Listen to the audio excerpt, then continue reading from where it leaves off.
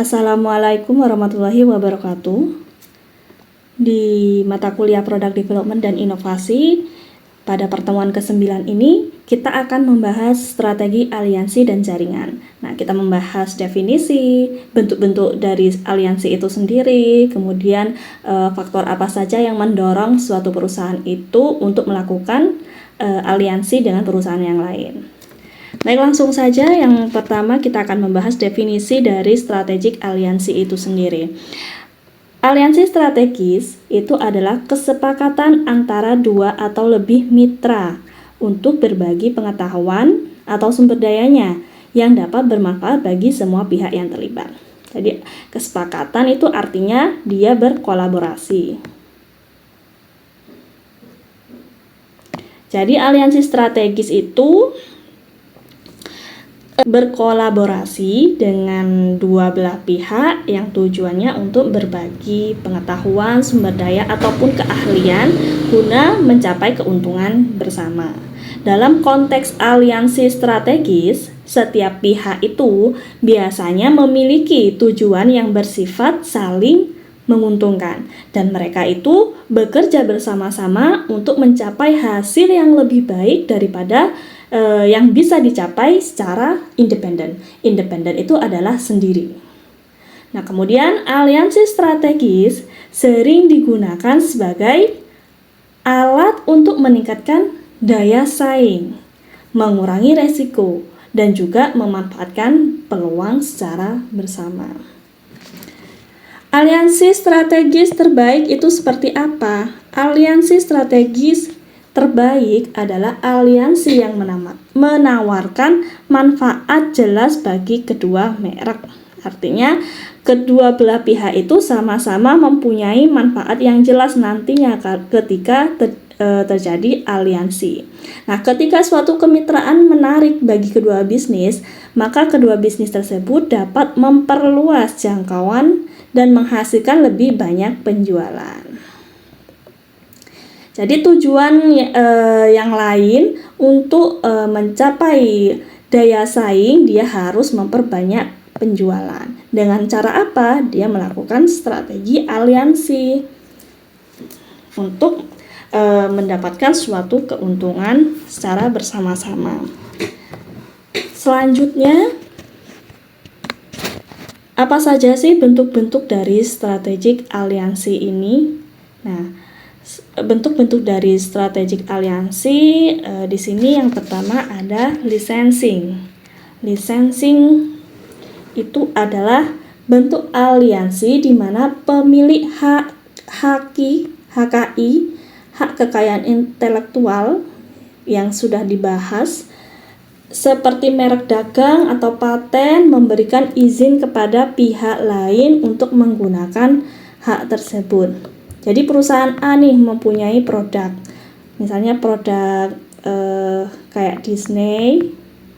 Nah, dia memberikan lisensi kepada perusahaan B untuk ditampilkan di dalam produknya si Disney itu. Nah, ini produk, ada gambar Disney. Itu contoh dari licensing. Kemudian selanjutnya ada supplier relation, hubungan dengan pemasok. Aliansi dengan pemasok adalah upaya untuk membangun hubungan yang kuat dengan pemasok utama. Contohnya perusahaan manufaktur yang menjalin kemitraan strategis dengan pemasok bahan baku untuk memastikan pasokan yang stabil dan berkualitas.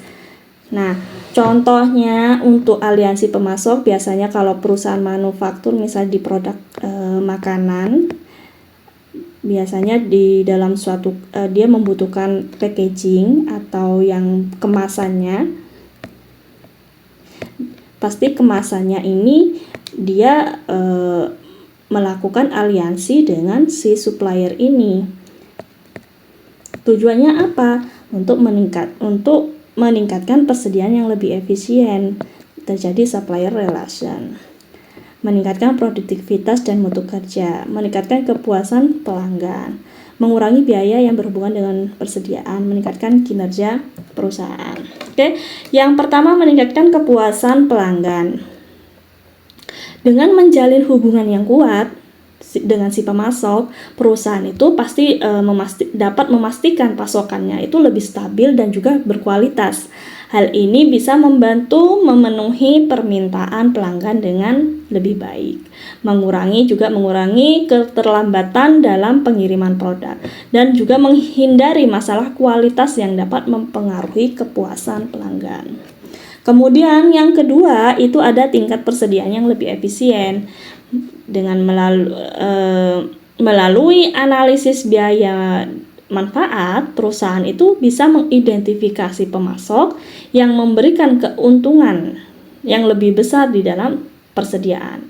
Ini bisa membantu mengurangi persediaan yang terlalu besar, mengoptimalkan proses pengadaan dan juga bisa menghemat biaya penyimpanan. Selanjutnya, meningkatkan produktivitas dan mutu kerja. Dengan bekerja sama dengan si pemasok, perusahaan itu bisa mengembangkan proses produksi yang lebih efisien dan juga bisa mengurangi waktu siklus dan bisa meningkatkan produktivitas tenaga kerja. Pemasok yang memiliki berkualitas tinggi itu dapat memberikan bahan baku ataupun komponen yang memenuhi standar kualitas, sehingga bisa mengurangi rework atau mengurangi pekerjaan ulang dan juga meningkatkan mutu kerjanya. Kemudian mengurangi biaya yang berhubungan dengan persediaan. Nah, halnya tadi dengan menganalisis biaya manfaat, hubungan dengan pemasok, perusahaan dapat mengidentifikasi peluang-peluang yang ada untuk mengurangi biaya yang terkait dengan persediaan. Biaya yang terkait dengan persediaan apa saja? Seperti biaya pengadaan, biaya penyimpanan, biaya pengangkutan. Nah, ini bisa mengarah pada penghematan biaya yang lebih signifikan. Yang kelima, itu meningkatkan kinerja perusahaan. Hubungan yang efisien dengan pemasok itu bisa berdampak positif pada kinerja suatu perusahaan secara keseluruhan. Dengan mengoptimalkan operasi, mengurangi biaya dan juga memastikan pasokan yang bisa dikatakan handal, nah perusahaan ini bisa mencapai pertumbuhan yang lebih baik. Profitabilitasnya juga lebih tinggi. Dan terlebih lagi posisi yang lebih kuat di pasaran. Kemudian jadi secara keseluruhan hubungan dengan pemasok ini adalah pendekatan yang berorientasi pada hasil dan membantu perusahaan itu mencapai efisiensi operasional yang lebih baik serta mengurangi biaya dan juga meningkatkan kepuasan pelanggan, mutu kerja dan juga kinerja secara keseluruhan. Selanjutnya itu ada outsourcing. Pasti teman-teman kalau misalnya cari kerja ada yang melalui outsourcing. Nah, outsourcing ini adalah pihak ketiga yang menyediakan layanan atau fungsi bisnis tersebut. Nah, jadi perusahaan A ini dia bekerja sama dengan si outsourcing yang menyediakan layanan rekrutmen misalnya. Nah, jadi kita kalau misalnya mau memasuki jadi bagian karyawan di perusahaan A ini, dia melalui di outsourcing ini di proses rekrutmen setelah terjadi proses rekrutmen barulah dia dari outsourcingnya ini dia memberikan informasi kepada si perusahaan A ini. Ini saya sudah mendapatkan karyawan sesuai dengan spesifikasi atau deskripsinya. Nah, manfaatnya apa sih untuk beraliansi dengan outsourcing ini? Ini ada manfaatnya. Ada efisiensi operasional, fokus pada core kompetensi, akses ke keahlian dan sumber daya tambahan. Nah, kita bahas satu-satu. Yang pertama itu manfaatnya adalah efisiensi operasional. Efisiensi operasional itu adalah dengan mengoutsourcingkan fungsi ataupun layanan kepada mitra yang memiliki keahlian khusus seperti misalnya rekrutmen itu, perusahaan itu bisa meningkatkan efisiensi operasional. Jadi dia mendapatkan misalnya orang yang targetnya itu bisa sesuai dengan spesifikasinya. Kemudian yang kedua itu adalah fokus pada core competition. Nah, di sini aliansi outsourcing memungkinkan perusahaan itu berfokus pada aktivitas intinya atau kompetensi inti mereka. Jadi dia hanya fokus di rekrutmennya. Kalau berarti inovasinya itu ya fokus di rekrutmen karyawan itu, tidak fokus di bagaimana produksi si perusahaan A itu. Jadi fokusnya di inovasi rekrutmennya. Kemudian yang ketiga adalah akses ke keahlian dan sumber daya tambahan. Mitra outsourcing seringkali memiliki keahlian dan sumber daya yang tidak tersedia di dalam perusahaan. Aliansi ini memberikan akses ke pengetahuan teknis, pengalaman, dan kapasitas yang lebih besar untuk menangani tugas yang spesifik. Ya, jadi spesifiknya adalah dia proses rekrutmen. Ini contoh dari outsourcing rekrutmen, bukan dari layanan yang lainnya. Mungkin ada layanan yang lainnya, seperti misalnya contohnya ini perusahaannya mengontrak perusahaan jasa TI lokal untuk mengelola sistem teknologi informasi mereka. Dia berfokus pada di sistem informasi. Nah, yang saya contohkan ini adalah outsourcing sebagai rekrutmen. Nah, kemudian yang keempat adalah fleksibilitas dan skalabilitas. Fleksibilitas dan skalabilitas itu adalah manfaatnya, maksudnya di sini adalah aliansi dengan outsourcing itu bisa menyesuaikan dengan kebutuhan perusahaan. Ketika permintaan meningkat, perusahaan itu bisa mudah mengatur peningkatan kapasitas melalui mitra outsourcingnya. Ini juga memungkinkan perusahaan itu mengurangi kapasitas ketika dibutuhkan. Ya. Jadi fleksibel ya dengan apa yang dibutuhkan oleh mitra kerja dari outsourcingnya itu. Yang kelima ada konsentrasi pada inovasi. Dengan mengoutsourcingkan suatu operasi atau tugas administratif, itu perusahaan bisa mengalokasikan lebih banyak waktu untuk berinovasi dan juga mengembangkan produk. Di sini bisa perusahaan A dengan rekrutmen, misalnya produk A itu adalah perusahaan yang memproduksikan karton, atau teman-teman mempunyai perusahaan atau bisnis. Nah, teman-teman itu hanya berfokus pada produknya tersebut, pengembangan produk. Untuk rekrutmennya itu adalah urusan dari outsourcing. Jadi teman-teman itu yang mempunyai bisnis hanya fokus konsentrasi di produknya saja, di pengembangan produknya. Yang keenam ada mengurangi resiko dan biaya investasi awal. Aliansi outsourcing ini bisa membantu mengurangi resiko bisnis dan juga biaya investasi awal. Maksudnya gimana ini? Jadi perusahaan itu tidak perlu menginvestasikan modal besar dalam pengembangan infrastruktur atau teknologi sendiri. Yang ketujuh ada penyederhanaan manajemen. Dengan adanya aliansi outsourcing bisa mengurangi kompleksitas manajemen, karena perusahaan itu tidak perlu lagi mengelola seluruh fungsi atau proses secara sendiri. Karena sudah beraliansi, jadi dia sudah bermitra. Nah, ini bisa menyederhanakan operasi dan juga mengarah pada pengambilan keputusan yang lebih cepat.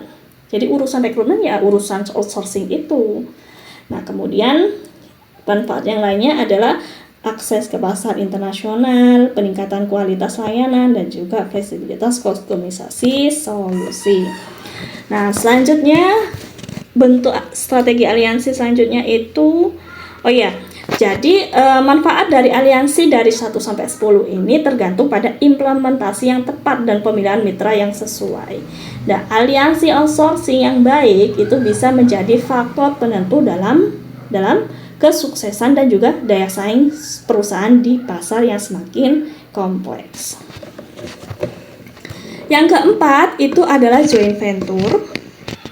Joint venture apa nih? Joint venture itu adalah aliansi yang melibatkan 2 atau lebih perusahaan yang bersatu untuk membentuk entitas baru. Ini bedanya yang lain dengan yang lainnya ya.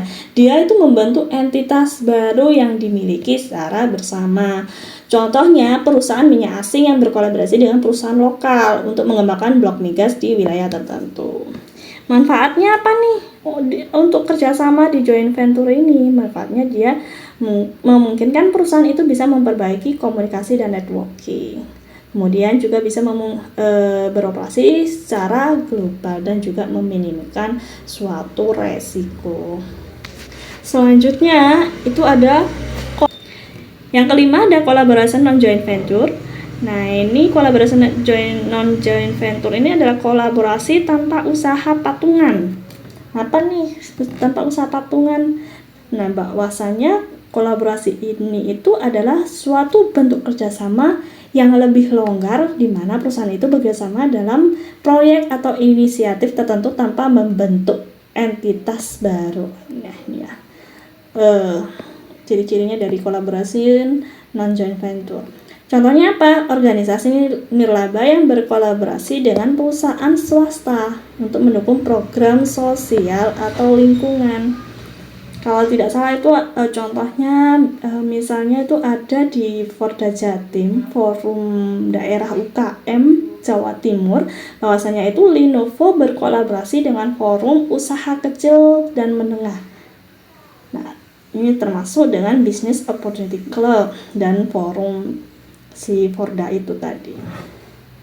Kemudian yang keenam, di sini ada R&D konsorsium dari Research and Development, bahwasanya perusahaan atau organisasi dalam industri tertentu bergabung dalam konsorsium untuk melakukan penelitian dan pengembangan bersama. Contoh di Indonesia adalah, contohnya apa? Contohnya konsorsium R&D dalam sektor manufaktur yang berusaha untuk mengembangkan teknologi barunya.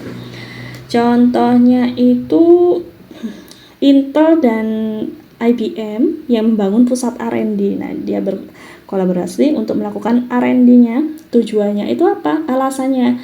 Nah, itu pastinya berbagi resiko, menekankan biaya riset, kemudian juga mendapatkan keahlian dan juga peralatan teknologi. Selanjutnya ada industri cluster. Industri cluster ini adalah cluster industri di mana kumpulan perusahaan itu di dalam suatu industri yang sama dan yang berbagi sumber daya, pengetahuan, dan dukungan. Contohnya apa? Nah, contoh ini ada misalnya di Palembang, sentra kerajinan songket ada di Jalan. Jadi ada cluster itu adalah kumpulan atau kelompok. Cluster industri yang berkembang dan berdaya saing umumnya tidak terisolasi pada suatu produk. Nah, tidak hanya produk, komoditas, ataupun sektor saja, tetapi bersifat lintas sektor bisa. Nah, jadi ada kalau di Surabaya itu ada bagian di daerah Rungkut yang isinya itu adalah industri-industri semua, dan tidak hanya jenis sesama produknya, produk sejenis. Jadi dia banyak perusahaan manufaktur di sini di Rungkut Surabaya. Kalau di Purbalingga saya masih belum untuk survei. Nah, kalau di Surabaya itu sendiri itu di Rungkut itu isinya perusahaan-perusahaan manufaktur, perusahaan yang menjalankan suatu bisnisnya. Itu disebut dengan industri cluster, kelompok industri. Oke, selanjutnya Innovation Network. Inovasi Network itu melibatkan perusahaan, universitas, dan lembaga penelitian yang berkolaborasi untuk mendorong inovasi. Jadi inovasi, jaringan inovasi, dia berkolaborasi dengan perusahaan, universitas, lembaga penelitian. Nah, ini seperti triple helix ya, model triple helix. Triple helix, apakah teman-teman masih ingat? Kalau triple helix itu pelakunya siapa saja? Itu ada universitas sebagai pengembang, sebagai peneliti, dan kemudian ada perusahaan pelakunya. Kemudian itu ada pemerintah. Nah, ini adalah triple helix dalam proses pengembangan produk. Lanjut, di sini ada motivasi, establishing and alliance. Nah, motivasi apa saja sih perusahaan itu untuk melakukan aliansi? Yang pertama ada improve access to capital and new business. Maksudnya di sini adalah akses untuk menjadikan akses yang lebih baik ke modal dan juga bisnis baru. Aliansi itu bisa memberikan akses lebih baik di modal melalui investasi dari mitra aliansi atau melalui keuntungan bersama. Jadi dia memperbaiki modalnya. Ini juga bisa membuka pintu untuk bisnis baru melalui akses sumber daya keuangan yang lebih besar. Nah, akses kapital ini adalah modal. Kemudian greater technical critical mass, masa kritis teknik yang lebih besar. Maksudnya di sini adalah di mana beberapa industri, terutama yang berkaitan dengan penelitian dan pengembangan teknologi yang tinggi, dengan aliansi ini bisa membantu mencapai masa kritis tekniknya yang lebih besar dengan menggabungkan pengetahuan dan juga sumber daya teknik dari beberapa pihak. Jadi kolaborasi, pengetahuan, dan sumber daya.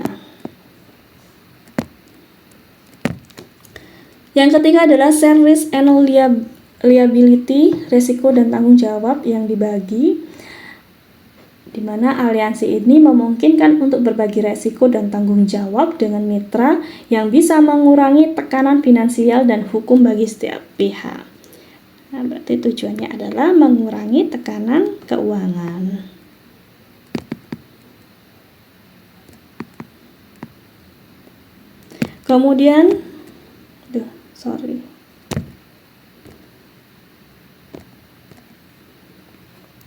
Kemudian yang keempat itu adalah better relationship with strategic partners. Nah, ini hubungan yang lebih baik dengan mitra strategis. Melalui aliansi ini pastinya perusahaan itu bisa memperkuat hubungan dengan mitra strategis untuk pertumbuhan dan keberhasilan jangka panjang. Memperkuat hubungan. Kemudian ada teknologi transfer benefit, manfaat transfer teknologi yang memungkinkan dengan adanya aliansi ini memungkinkan transfer teknologi antara mitra yang bisa meningkatkan inovasi dan pengembangan produk. Meningkatkan inovasi. Reduce R&D cost, mengurangi biaya R&D-nya. Nah, dengan aliansi ini bisa membantu mengurangi biaya penelitian dan pengembangan dengan berbagi sumber dayanya, peralatan dan juga penelitian secara bersama. Yang ketujuh, use of distribution skill, pemanfaatan keterampilan distribusi dari dalam suatu industri atau bisnis itu berkaitan dengan suatu distribusi produk. Dengan adanya aliansi ini bisa membantu dalam pengembangan dan pemanfaatan keterampilan distribusi yang lebih efisien. Kemudian yang kedelapan ada akses marketing strength, akses di kekuatan marketingnya. Nah, dengan aliansi bisa memberikan akses ke keahlian pemasaran yang lebih kuat, membantu perusahaan memasarkan produk mereka dengan lebih efektif. Misalnya Oreo nih, produk Oreo dia mempunyai customer sendiri, kemudian juga Supreme dia juga mempunyai customer sendiri, kemudian si Supreme dan juga Oreo beraliansi, berkolaborasi menjadi satu produk. Teman-teman pastinya tahu kan, itu sudah pernah banyak orang yang membeli produk Oreo Supreme karena dia misalnya di orang tersebut menyukai Oreo dan kemudian satunya yang menyukai Supreme, akhirnya dia memperluas jaringan konsumennya dengan cara beraliansi ini. Atau Oreo di es krim, nah, dia beraliansi menjadi satu produk. Kemudian yang ke-9 itu akses to teknologi. Akses ke teknologi dengan aliansi ini bisa memberikan akses teknologi yang terbaru yang sulit ditemukan ataupun mahal untuk dikembangkan secara independen. Kemudian yang ke-10 ada standarisasi. Nah, di beberapa industri itu juga dengan adanya aliansi bisa membantu mencapai standar yang konsisten. Yang penting untuk memastikan kualitas produknya. Yang ke-11 by product utilization. Dengan adanya aliansi ini bisa membantu memanfaatkan produk samping atau limbah yang dihasilkan selama proses produksi, kemudian mengurangi waste atau mengurangi pemborosan dan juga bisa berdampak kepada lingkungan. Yang ke-12 adalah manajemen skills, keterampilan dari manajer. Adanya aliansi bisa menggabungkan keterampilan manajernya dari berbagai perusahaan ataupun organisasi yang bisa membantu dalam pengambilan keputusan yang lebih baik dan juga bisa melaksanakan yang lebih efisien. Jadi keputusan suatu bisnis untuk memutuskan bisa membentuk suatu aliansi yang strategis seringkali didasari oleh satu atau beberapa alasan. Ini tergantung daripada tujuan dan kebutuhan perusahaan atau organisasinya. Nah, jadi di buku Paul Trost itu sudah dirangkumkan beberapa alasan perusahaan itu beraliansi, dan ini juga ada example-nya, contoh-contoh perusahaannya, misalnya Pixar, Disney, Watson, dan Ocado. Kemudian lanjut di sini ada resiko dan keterbatasan aliansi. Jadi di dalam suatu tindakan itu juga pastinya ada suatu resiko. Yang pertama ada resiko dapat mengarah ke persaingan daripada kerjasama. Nah, ini resikonya ya, yang pertama. Nah, salah satu resiko dalam aliansi, jika salah satu pihak mulai melihat mitranya itu sebagai pesaing dan bukan sebagai mitra, nah ini bisa terjadi jika tujuan itu atau kepentingan masing-masing itu sudah tidak sejalan. Aliansi awalnya dapat berubah menjadi persaingan yang sangat merugikan. Untuk menghindari ini, manajemen harus memastikan bahwa tujuannya dan ekspektasinya itu semua pihak itu harus terbuka dan sejalan. Harus terbuka dan sejalan untuk meminimalkan ke arah persaingan. Yang kedua, ini yang pertama, yang kedua adalah kehilangan pengetahuan bersaing.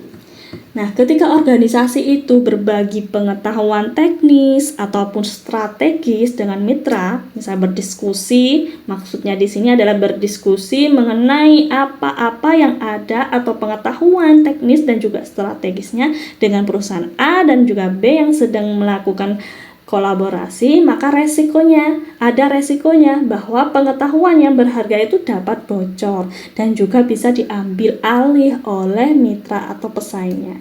Nah, ini bisa merugikan organisasi dan juga bisa mengurangi keunggulan kompetitif. Untuk mengatasi resiko ini bagaimana? Untuk mengatasi resiko ini, manajemen perlu menerapkan langkah-langkah keamanan dan juga perjanjian kerahasiaan yang kuat. Ini perjanjian kerahasiaan. Yang ketiga, resiko yang ketiga adalah menimbulkan konflik karena perbedaan tujuan. Nah, ini ya, perbedaan tujuan dan budaya organisasi yang akibatnya di persaingan tadi.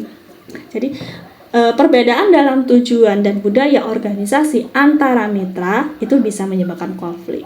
Aliansi yang awalnya sukses itu bisa terancam jika perbedaan ini tidak dikelola dengan baik. Untuk menghindari ini, bagaimana untuk menghindari konflik? Nah, pastinya si manajemen ini perlu melakukan pemahaman yang mendalam tentang si mitranya, komunikasi yang baik, kemudian pembentukan budaya kerja bersama yang memadukan elemen-elemen dari organisasi yang berbeda.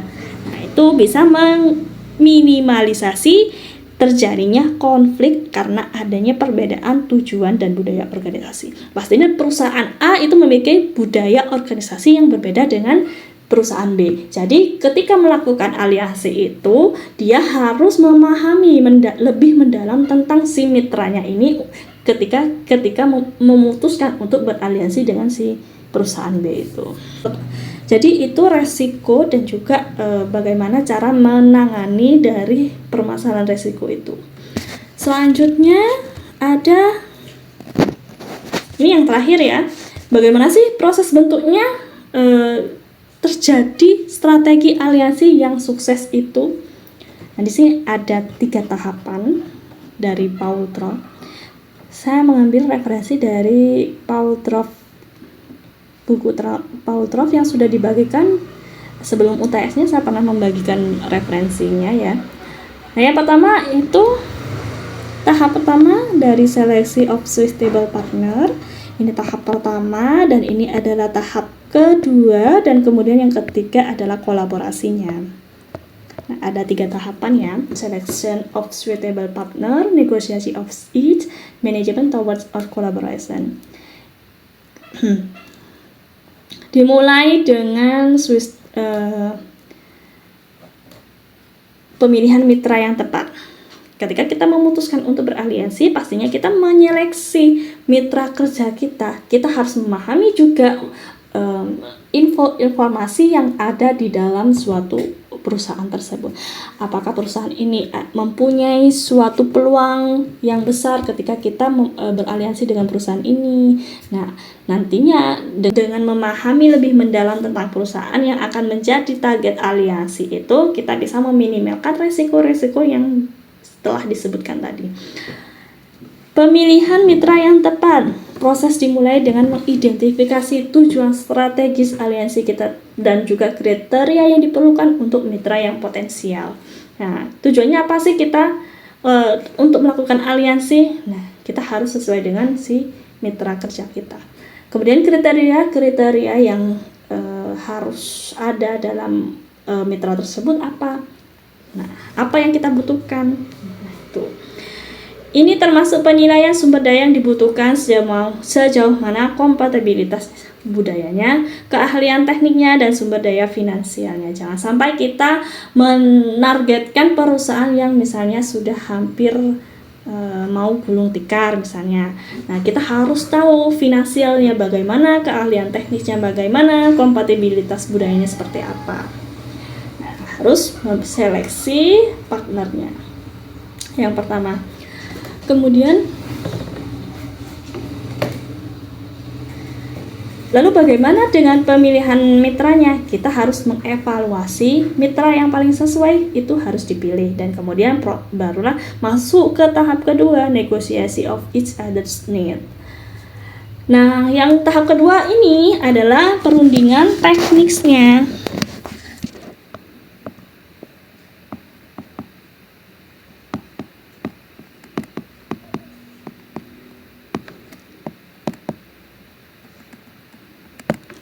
Tekniknya seperti apa, nanti komersialnya seperti apa, saling bernegosiasi. Tahap ini pihak-pihak yang terlibat membahas rincian dari teknik aliansinya, seperti pembagian tugas, perannya, tanggung jawabnya, dan juga akses terhadap sumber daya tekniknya. Nah, ini harus dibahas di tahap keduanya. Lalu bagaimana di perundingan komersialnya? Selain aspek teknik, ada perundingan komersial. Ini melibatkan aspek pembagian laba, kepemilikan saham, investasinya awal itu seperti apa, biaya operasional itu bagaimana, dan perjanjian pembayarannya itu seperti apa. Ini harus di komersial, bukan berhubungan dengan finansialnya.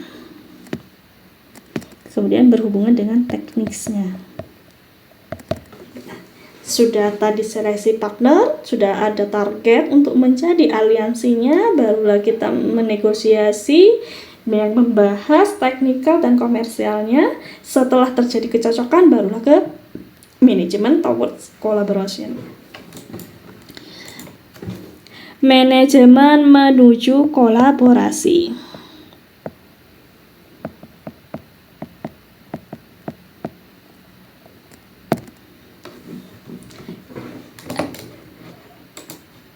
Apa sih yang ada di manajemen towards kolaborasi ini? Yang pertama itu adalah pengembangan perjanjian dan rencana kerjanya nanti. Nah, setelah dilakukan perundingan, setelah selesai, itu perjanjian aliansi itu dibuat formal.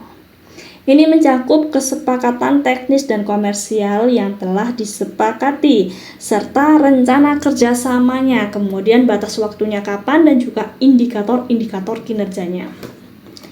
Kemudian yang kedua itu adalah pengelolaan hubungan. Pengelolaan hubungan di sini, pihak yang terlibat di dalam aliansi itu perlu mengelola hubungan dengan mitra dengan baik. Ini bisa mencakup membentuk tim gabungan, komunikasi yang terbuka, dan kemudian juga pengawasan yang efisien.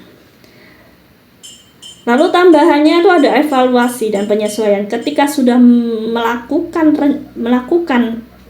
kolaborasi dan produknya sudah jadi nih, kolaborasi antara produk A dengan produk B sudah jadi produk. Nah, barulah kita berevaluasi dan juga melakukan penyesuaian. Aliansi ini harus dievaluasi secara berkala untuk memastikan bahwa tujuan strategis itu bisa tercapai. Jika diperlukan perubahan dan penyesuaian itu perlu dilakukan. Nah, jadi penting untuk diingat bahwa suatu proses terbentuknya strategi aliansi itu bisa bervariasi tergantung pada jenis aliansinya, industrinya, kemudian tujuan strategis yang ingin dicapai.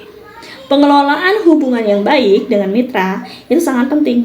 Tujuannya apa? Tujuannya untuk menjaga kesuksesan aliansi dalam jangka panjang.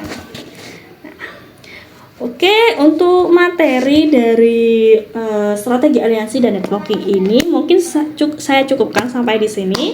Apabila ada hal yang ingin didiskusikan, itu bisa berdiskusi di kolom komentar maupun di chat grup. Terima kasih atas perhatiannya. Wassalamualaikum warahmatullahi wabarakatuh.